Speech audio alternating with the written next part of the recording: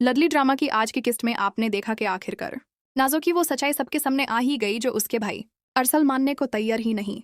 अरसल गुस्से में अपनी बीवी पर चिल्ला उठता है कि तुम बीवी हो तो क्या हर बात मान लूं? मेरी बहन ऐसी नहीं, वो बहुत मासूम है। लेकिन रूहान फौरन जवाब देता है कि सिर्फ मैं नहीं, नाजो भी मुझे पसंद करती है। हम दोनों एक दूसरे को चाहते हैं। We love each other. ये बात आपको अपनी बहन से कन्फर्म कर लेनी चाहिए थी। अरसाल के लिए ये बात हाजम करना मुश्किल हो जाता है। उसे यकीन ही नहीं आता कि सुंदरस जो कह रही थी वो सब सच था। दूसरी तरफ रहीम को भी सच्चाई का पता चल जाता है कि अब्रेश बिल्कुल ठीक कह रही थी। उसने बेवजह उस पर गुस्सा किया। अब जब रूहान और नाजो का रिश्ता फाइनलाइज होता है तो इसहाक साहब और सुबहादत बेगम दोनों मान जाते हैं। नाजो खुशी से फूले नहीं समाती और कहती है, मुझे पता था, मुझे कोई मना कर ही नहीं सकता।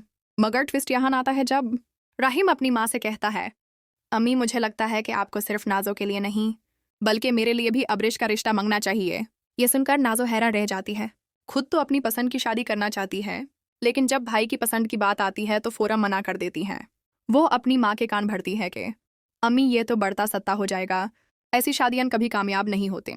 रहीम को समझाइए ये रिश्ता मुमकिन ही नहीं। सुबहारत बेगम दोनों तरफ से परेशान हो जाती हैं।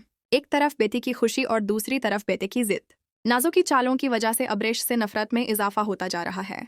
नाजो अपनी शादी के बाद रूहान के जहन में भी जहर घोलेगी कि अब्रेश उसके भाई को फंसा रही है। बेचारी अब्रेश को इतना बदनाम कर देगी कि ये रिश्ता कभी तय हो ही नहीं पाएगा। आए तो दोस्तों, लडली ड्रामा की कहानी अब और भी ज्यादा इंटेंस होती जा रही है। अली किस में क्या होगा, ये जानने के लिए बने रहिए ड्रामा गपशप के साथ। अगर वीडियो पसंद आए तो लाइक, शेयर और सब्सक्राइब करना ना भूलिए।